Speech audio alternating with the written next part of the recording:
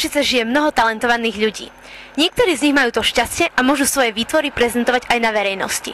To sa podarilo aj študentom 3. a 4. ročníka odboru propagačného výtvarníctva, študujúcich na škole užitkového výtvarníctva.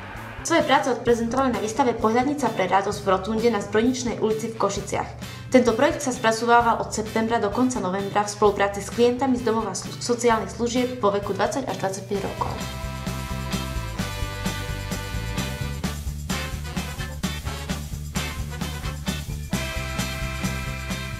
Skupina bola rozdelená na dve skupiny.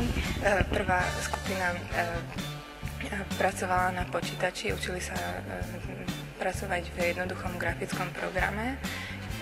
Pomáhali im naši študenti. Druhá skupina sa učila fotografovať digitálnym fotoaparátom a učili sa spracovávať fotografie v počítači.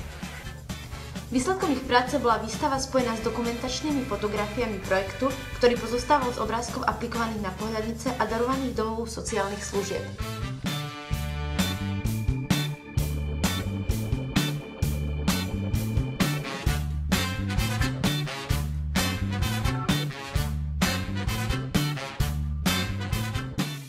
Spolupracovala si aj ty na tomto projekte?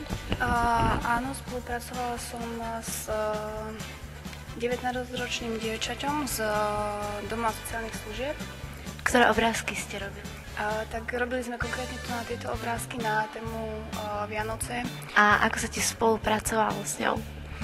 Zo začiatku to bolo dosť ťažko nadviazať komunikáciu, pretože nevedela takto spontánne so mnou rozprávať, ale počasie, keď sa nadviazalo to kamarátstvo viacej, tak bola to tá komunikácia jednoduchšia.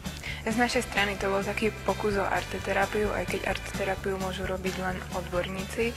My sme sa snažili vlastne urobiť taký krúžok pre týchto klientov. Túto výstavu sa určite oplatí vidieť, trvá však už len do 12. decembra.